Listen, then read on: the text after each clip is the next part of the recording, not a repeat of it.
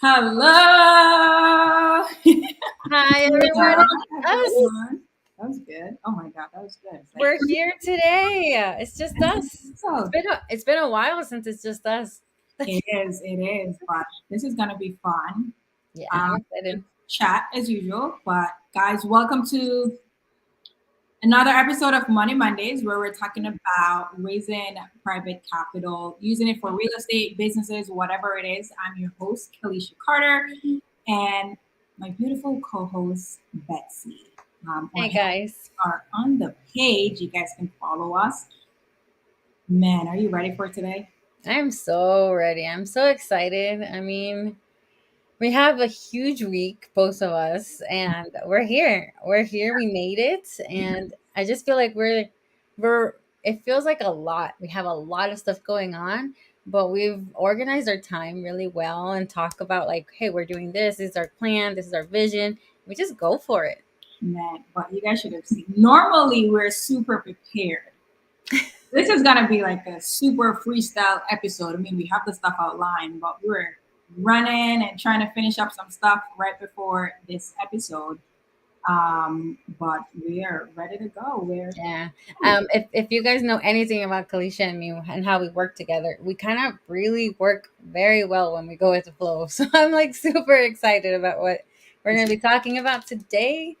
So today we're really just talking about uh, just more geared towards a private money lender, Mhm. giving them like essential tips that they need to consider. We've seen some stuff in raising private capital where lenders they don't really know what they're looking for, but they don't want to say I don't know. Yeah. So it's we're like let's just talk about it. Yeah. I mean, we can start from the beginning. It's questions that we ask every person that we talk to when they're starting to get interested in lending. And we're like, well, these are the list of questions. What do you think? And a lot of people can't say I don't know. I don't know why. Yeah. It's funny. What do It's okay not to know. It's totally okay. Hi, my name is Hi David. Oh my god. Hey, David. As My best man. oh, that was good. She got it. She got it right. Oh my god. That is insane. But like I've missed that. Okay. a person to really and nothing is wrong saying I don't know. Yeah. Um, I don't know what I'm looking for. I just want to land. Like nothing is wrong with that. I just That's want why to return. yeah, that's literally why we're here to guide you to be like, okay, these are things that we've done. Do you like something like this or do you like something like that? It makes it way easier, and then we just take it from there. Yeah. Yeah. And it's especially because there's people also that don't know and then they just go up to what they've heard. Hmm. And it's like crazy. We're like, well, it depends. Like, let's ask what's one of the first things that you ask, Kalisha? Like, how much do you want to lend, or So I normally just ask like, have you ever invested lend before? That's my first question. Like, I want to know, have you ever done a deal before? Um, these guys are so distracted in the chat. I love it though. It's so great. But we asked them like, have you ever lend on a deal before? What is your experience as it relates to real estate? Trying to get like a background info on those lenders as well, and then we kind of like navigate that conversation because you don't want to like dive in into a deal and then that lender is completely new and it's like information overload. Yeah. You know that emoji when they're The the brain, yeah, that it's like but those are like simple questions. Like I ask the amount at the end, at the end, and sometimes I don't, depending on how that conversation went, and depending as well how ready they are. how ready they are. Because I don't want to be like, how much money do you have? Some people people kind of like throw them off. What do you think? That's true. That's true. Some people are get do get thrown off of that, but also some people who've blended before and are doing it, Mhm. they're ready for it. They're just like, hey, this much. This is this. I'm ready for this. Mhm. Let's start off at this number. Yes, and that's always a key too. When they use "let's start off," Yeah. like bingo, y'all got the money. I love when they say that. I'm like, oh, okay, let's do it. Let's get some returns for you. Yeah, but the thing is too, like another key question is like, um, would be what are you guys looking for? Do you guys want equity? So we start throwing words around. Hmm. Like, do you guys want cash flow? Do you guys want equity? Do you want interest only payments? What do you want to stay away from? And then we start throwing things out, and based on their response, that's how we even approach it as And the well. interest with the and that goes along right along with the interest Yeah, because there's some lenders that don't want to lend less than and the time frame. I guess they're all connected. right. It's funny because even with that, that's when you kind of can pick up as well if Hmm. that lender knows what they're talking about. Because I've had conversations. Why am I saying this? You guys, we love you guys all equally. We are not calling anyone out We're today. just talking about our experience. And before we even dive in, let's just shoot with, or Our just disclaimer. This information is for educational purposes only. Please do your own diligence. We do not provide financial, legal, or professional advice. We're giving our experience. We're not calling anyone out. We're doing it out of love, everyone, just to make sure you guys know we're here to help and answer your questions and guide you through it, show you how it looks. exactly. Even the paperwork will tell you, hey, you're missing this, we don't like this wording. We did it once, Kalisha and me. We broke down a deal and we were about to close it, and she's like, I don't like the wording on this. So Mhm. we went back and we told that the borrower, hey, you need to change this wording. This phrase is not the way we would want it to see it if it was our money. So Exactly. So, and that's the thing too. We really treat it as its ordeal as well. So before I even give that story, guys, like don't forget if you haven't subscribed to our channel, subscribe. We're also on I always forget this, Apple Podcasts, Spotify, and Google Podcasts. Basically everywhere that you listen to your podcast. And yeah, like this video and let us know what you guys think. yeah, But we picked the major ones. to make it easy. But with that lender, I was like, okay, what type of deals are you looking for? Hmm. And they were like, oh, I want my money back in 3 to 6 months, and I want equity. Like I think they wanted like 50% equity. I was like, okay. And that's the thing. I let them talk. I don't even be like, no, that's not possible. So I let them talk, and then I was like, okay, how much money do you have? And they were like 25 to 30,000. And I was like, I had to kind of take a deep breath and be like, I had to take a deep breath and be like, okay, that's where now it's up to us to kind of like manage Educate. their expectations and educate. Hmm. And we had to be like, I told them like, hey, this is what we're seeing now. Maybe it is out there, but this is what we're seeing. If you have this amount of money and you want a return in 3 to 6 months, these are some exits that you will do. But here are the exits that the returns based on the market that goes with the amount of money that you have. And I've had something similar to that, but they said no fix and flips. They were like no fix and flips. Yeah, or for $30,000 and they don't want to be in second lien position and no fix and flips. So that's like, sometimes it's kind of like challenges us to like figure out, okay, what type of strategy would go with what they have. Because that's crazy too. Yeah, or even actually people will change their mind when they're like, well, this one is in my hometown, so I feel better about the risk in this area. Mhm. Um, And then it's that's where some go, no, go finish, Betsy. I was gonna say it just depends. And then even with that too, when they start talking about, oh, I only want to be in first lane position. Now we have to go into education mode Yeah. because we now have to start saying, okay, if you only want to be in first lien, then here are different scenarios of deals that we've structured or what we've seen that you'll be in second lien Yeah. because it's a First little tricky. and firstly. And yeah, and firstly, and like guys, like honestly as well, nothing is wrong with being in second or third lane position with no lenders who are okay with that. It's really just you understand what position you're in and the risk. And the risk and the numbers. Like we were talking with Abraham last week. Insert a video of Abraham here if I can. um, he only does first position, and he only likes first position because he is willing to take that risk of, hey, if this property sells this amount, I'm guaranteed to get it back. I'm going to sell it, I'm going to get it back. Now at second position, that doesn't really happen, but if you do your numbers correctly and you make sure that there's a cushion there. Mhm. The first one of the first times I was on the phone with Kalisha, she's like, it needs to have meat on the bone. So I always picture that now. It has to have, it's a cushion, but it's also like a lot of meat on the bone. Yours Like is you too. can't, yeah, and you can't do like because we've underwrote deals and like it's a fix and flips and someone asks us to raise capital and we're like, yeah, you only have like a 15 to 20,000 spread.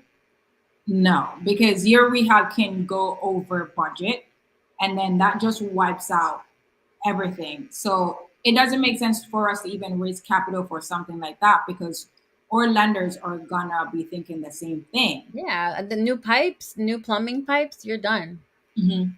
It's like all wiped out. So knowing the different risks, the lean positions and everything, guys, just it's really what you're comfortable with. And Mhm. the only way you will know what you're comfortable with is if you try something. Not saying like if you have, hey Tyrone, thanks for Yeah. tuning in. I know. Hi, Ty. That's the person who I was telling you about. Got okay, that makes sense. That makes I sense. know. But really, like the risk and lean positions, and even if sometimes person be like, oh, I have $100,000, um, but we try to be like, okay, if they're still new, we're like, let's start off with this and this type of deal. For us, as much as we would like the funds now or for you to fund all of our deals, we're looking at it that, okay, this is gonna be, we're building a relationship, so we're not, we try not to be, greedy and be like, okay, we want you to put all your funds in all the deals that we have. Because we know if you do just one deal and you have an experience with us or work and everything will prove itself, and you're like, okay, yes, I like doing these with these guys. I like the structure of it. You know what happened? They're gonna come back to us. Then they're gonna refer someone to us. Yep. So that is pretty good, guys. If you have any questions or have any like Suggestion. experience or anything like that with lenders or raising capital, whatever it is, like drop them in the comments. Even And what city you're from or watching from. you know what? Another thing that I realized too is that some person will be like, okay, I only want my money back in 3 to 6 months, right? And I only want to start off with $30,000. But then we send out our weekly newsletters, and then with a deal that we're offering equity, and they're like, I want this one. You're like, huh. One, you find out that they have more money I know. again. And then two, you find out that, okay, these guys are interested in equity deals. Yeah. So I think it goes back again where lenders seeing things, how these are structured, and it kind of gives them an idea of what they like and what they would do. Because it's like us, we'll be like, I would never do this. But then you see someone present something, you're like, let's think about this. What other thing that you've seen, Betsy, since raising capital with lenders? Well, my biggest thing is that when they have like 20, 30,000 and they said they want to be on first position. I mean, Mhm. we've talked about that. It's very, very difficult. to find something like that. Um, Mm, I mean, unless the property needs so much rehab, and then sometimes it's just not even worth it at the end. It's really important to know how to underwrite, or at least get with people like us who will underwrite it. We do the underwriting, and we'll yeah, show you what our numbers mean on our pitch decks. We have the breakdowns of the acquisition yeah. cost, like what amount is going to what, and like break it down specific, like Mhm. to the cent sometimes. Yeah, because even mortgages sometimes don't have, when the property is acquired subject to, they're not like at zero, or so we have the cents on there too. Yeah, you And got to. yeah, and then we'll also break down the exit. So hey, like this is how the numbers are supposed to look, and this is a backup just in case. So And then that's the thing too. A lot of persons only have one exit strategy. yeah. For us, we're like, okay, what is the worst case scenario? And that exit doesn't work. What are you gonna do? So that person has to tell us, and the numbers also needs to needs to make sense in everything that you guys do. That's something to consider as well. What I've seen, kind of weird. Is it? No, it's not weird. It's not weird. No, I kind of lost my train of thoughts now. I totally forgot what I was going to say. Thank Oh, you, Brian. it's crazy because it's because of our pitch decks kind of made us try to kind of go in and raise private capital because we've gotten great feedback on those, like the details and anything that lenders want, questions, everything is usually in our deck. And Um, most of our private money lenders don't have the time to be going back and looking at the comps. Like today, I think I spent 2 hours looking at comps for a property that I really had to like dig in and look to make sure it had good numbers and it was stable. Like yeah, it took me 2 hours. Most people don't have that time. they see something, they're like, no, next. They're like, next. I don't wanna do this, which is Exactly. understandable. Hmm. And I think that's one of the benefit with private lending. I think there's three things that I've learned when I started investing, and I learned this off Bigger Pockets. You can either have time, knowledge, and capital, right? So if you partner with, if you partner with, gonna answer that question, David. If you partner with an investor that has the time and the expertise, you as a private money lender, you bring in the capital. Most times, the capital partner does not have the time and the experience. So Hmm. that's where something like that goes hand in hand. Yeah. So I Always think, providing that value from a different angle. yeah, that's the thing. And even like with lenders, would I think lenders as well, and I think they should, but they don't give credit to the person that is the borrower. It takes a lot. The most of the work is finding that deal. Yeah. And for the numbers to make sense. And for the numbers to make Oh sense. my gosh. And you have lenders where I'm not gonna lie, are super greedy. And we have to be like, hey, this is the numbers. It doesn't work with that return. Either you take it or you leave it. It's simply like, yeah, there could be other deals out there for you guys to fund. But then it kind of, especially for a new borrower, if they're asking that, they're like, oh, I want 20%, 30%. That borrower could be so desperate and they say yes, and the deal doesn't even make sense. So Yeah. it's a risk on both persons' part as well. Can you explain? Right? Can you explain second? And third position. All right. Okay. So, hmm, I'm gonna go try to be super simple. You know, like when you guys go to, if you should buy a home, everyone always talk about, let's take out a loan, right? And you take out a loan, the bank, when they give you a loan, when you're qualified and they give you a loan, the bank will be in first lead position, right?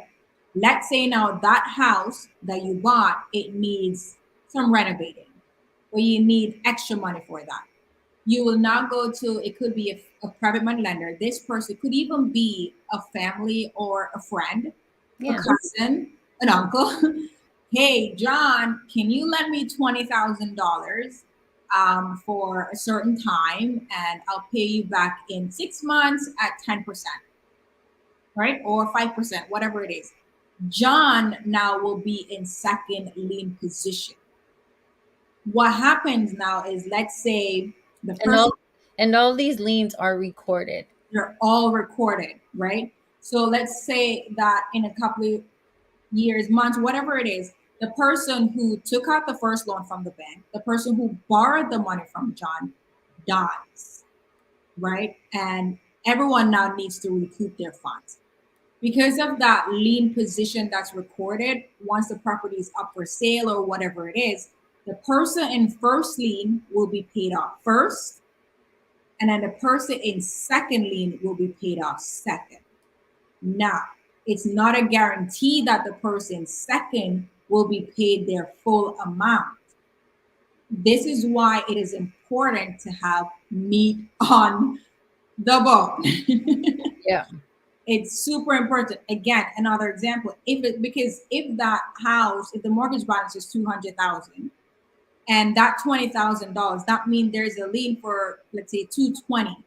If they only sold the house for 210, the person secondly only get back $10,000 because what? The person first lien position gets paid first, then whatever is left, the second lien position, and likewise for the third, the fourth, fifth lien position. I've seen deals where it goes to fifth lien position, like super big deals, and persons are okay with that. Again, it's really the, what do you call it? The more money you put up, then you're being first lien. Put it that way. The less money that you go in second, third lien position. Because if a deal is 200,000 and you come in with 170,000, you're bringing more money. You're carrying a higher risk, so of course you be in first lien. Then whoever comes in with a 25, you be in second lien. I hope that helps, David.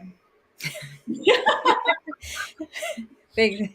Thank you. Yeah, like we explain, like just as how we're explaining to you, that's how we explain it to our private money lenders. Hey, we have this deal. You're gonna be in second lien. You're gonna be in third lien position. This is the risk. This is, and we start up the conversation. This is what's gonna happen. Worst case scenario. Hmm. We don't even sugarcoat it. No, nothing. We start off with the worst case scenario, and if they're down, why not? Like, why not? You guys make it easy for Yeah. person. I mean, let's talk about it in a retirement fund perspective. Mhm. Your stocks, your retirement fund is still being um, lent on. They're Yeah, being lent on the market at whatever rate is over there, whatever they are handling at. So it's still a risk having it there. Like it's still making money or getting, like, some people lost, I think, 30 or 50,000 on their retirement funds last year. yeah, I yeah. mean, it's still a risk. Everything, like, whenever you're lending, whenever you're doing it, whenever you are in real estate, everything, every decision you make is a risk. Yeah. Now, how much of a risk depends on how well you understand the Mhm. numbers. Yeah. And that's the thing. And I'm so glad that you point that out because we always tell people like this is a risk. Mhm. Like anything can happen. We don't control the market. Like anything can happen, guys. The important thing is how is your money protected? How is it secured? What is the worst case scenario? That's it.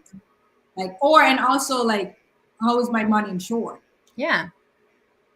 And if you have the things, um, what would you say? Like the things in place to mitigate those risks, then like with everything, like you just need to have things in place. That's it. Yep. That is the like nothing is guaranteed. Like nothing. Yeah, but I mean, personally, I don't know about you, Kalisha, but I know personally I would prefer investing in real estate over stocks, over crypto. If having a physical asset, yes, I have stocks, and I just keep seeing it turn from green to red, green to red, and then it just keeps going down and down. And I'm like, yeah, I pulled my money out. I left some in, like, because I have stocks in like Amazon and like Apple and those big companies. I leave it in, but everything else I just take it out because I rather put money in something like I just want that cash flow. I'm sorry. I love the cash flow. I just want that cash flow. And another thing too is like we always ask our lenders, where is the money coming from? And here's why. If it's their savings and it's the only money, it's their last, that's a no-no. Because we don't want you to land on a deal and then in the middle of the project you're like, okay, no, can I get my money back? Because it's so hard for you to liquidate that amount so quickly. It's tied up. Like, if you have your last, guys, if you're thinking of becoming a private money lender and this is your last money, do not use it. You are putting yourself, you're putting the investor in a very sticky position, because now instead of them focusing on completing the deal, they're focusing on like trying to get your money out, you know. And especially if you're going through like medical stuff and you Yeah. can't like prove that you're going through medical, like you Just can't do that. I would say make sure that it's money that you would be totally fine with losing. Like, it would suck, Mm, but you are fine if anything happens. You're not putting yourself at risk. yeah. And oh, Bessie, can you just say that again? Like, just shout it out for the people in the back. Don't put yourself at risk. Mhm. Yeah, that is like key. And you got to be okay with losing that money. Gotta be okay with it. You have, it's like, again, think about it. Like Betsy mentioned the whole retirement thing. If your money is there in your retirement account and money's in the bank, and if it disappears, what are you gonna do?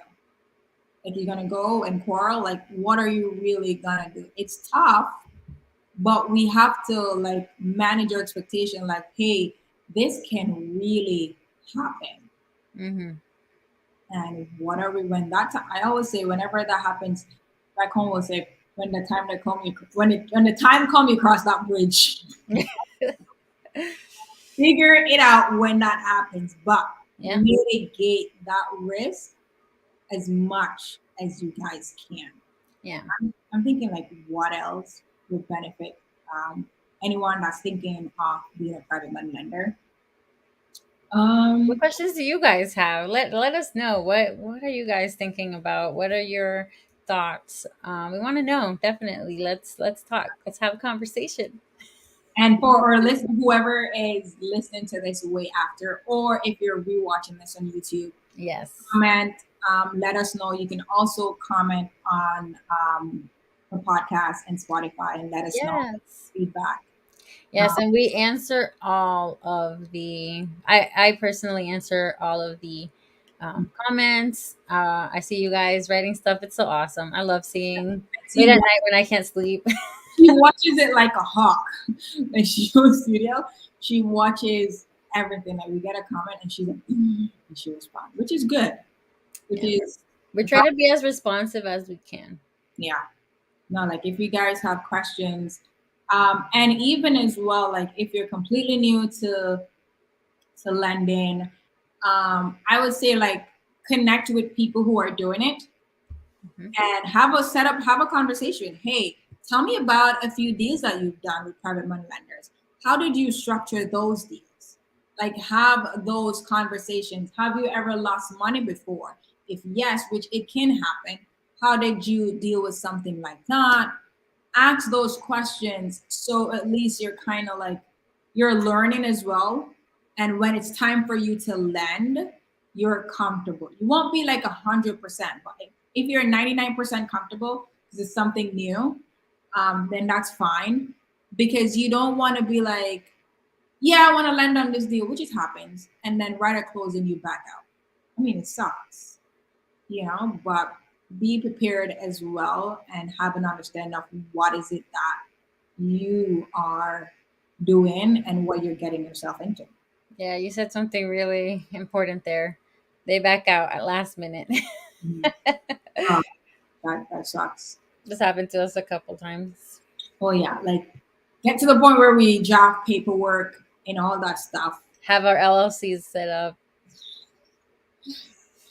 Now I should use that sound thing. I'm not like boo, like, but it happens. So Yeah. it really does happen.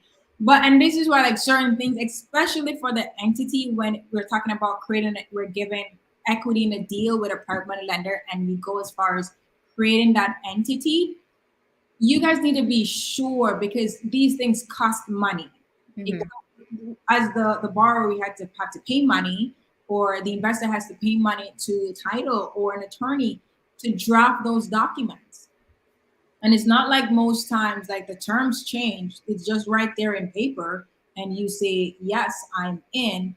That person they have to absorb that cost. So I think that's something to keep in mind as well as a Yeah. private lender. Again, we're not here to bash anyone.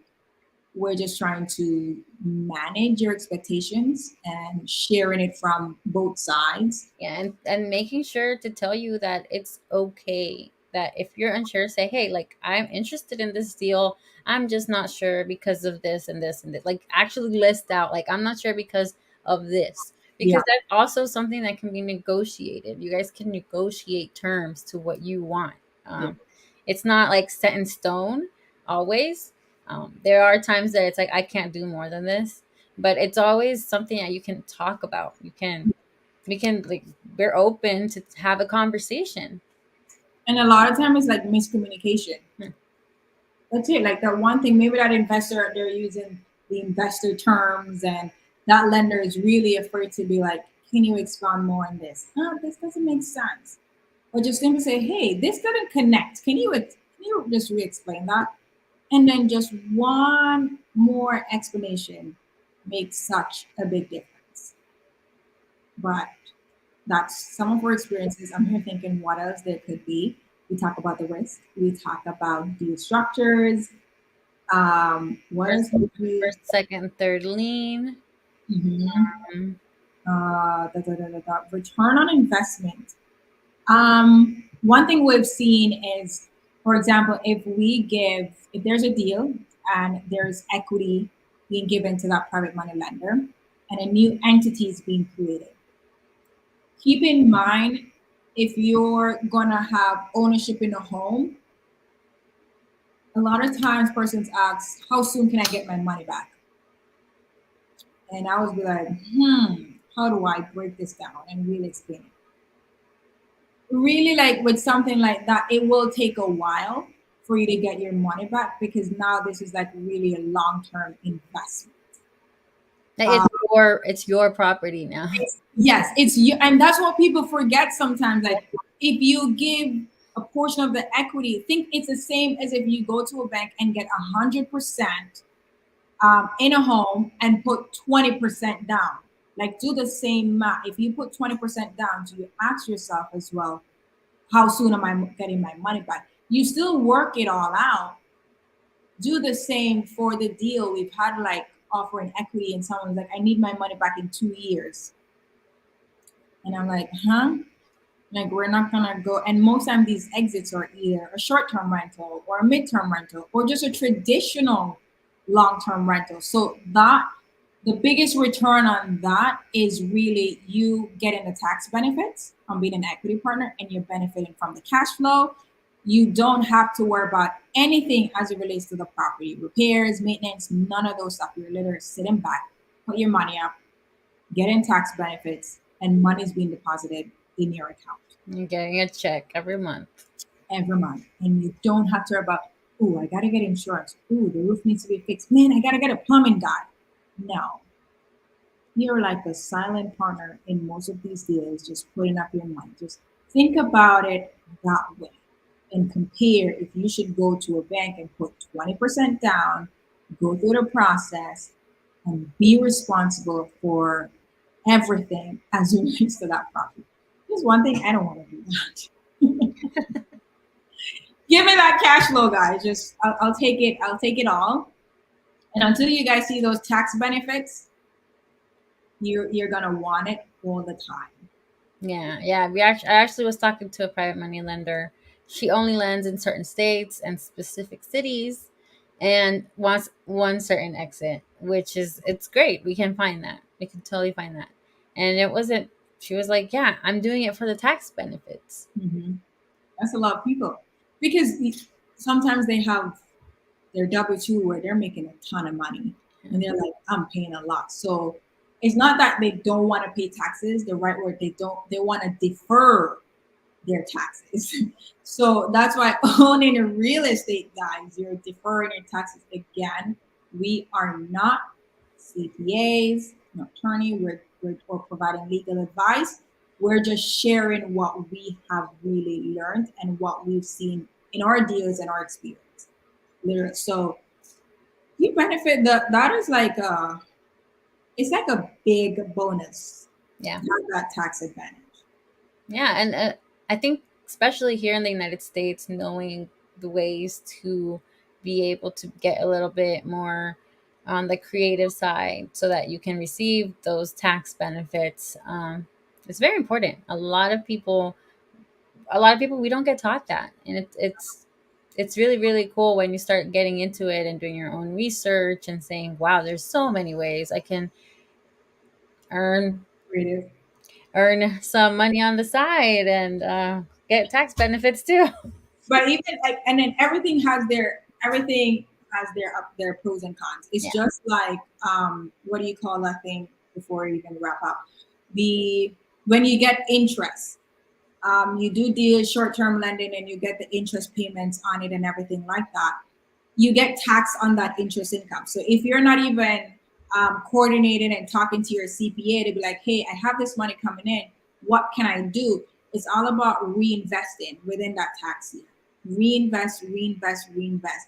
And a lot of persons realize at the end or when it's too late, they're like, yeah, bingo, you charge all these interests, now you got to pay taxes on all of that. yeah, So keep that in mind. That's against if other than doing a 1031 exchange to avoid a hectic. Oh yes, you're right, Tyrone. You are so right. But I hope this helps anyone who's watching, listening. yeah. And maybe even gives you some questions to be able to ask your CPA, to be able to have that conversation more open with them and being like, look, I'm interested in doing this.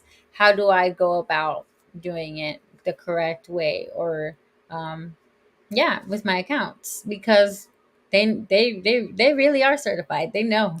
And even like question like I hope that some of the things that we've discussed you can also ask it to anyone who bring you deals as well and like hey I'm looking for lending ask these questions Yeah, because these are vital questions that you guys need answers to with the even presented with the numbers like how is my money protected, how is it secured, how is it insured, what is the worst case scenario, like a true investor when you guys get to a point those are the key things that matter. What are the different exit strategies and all that stuff?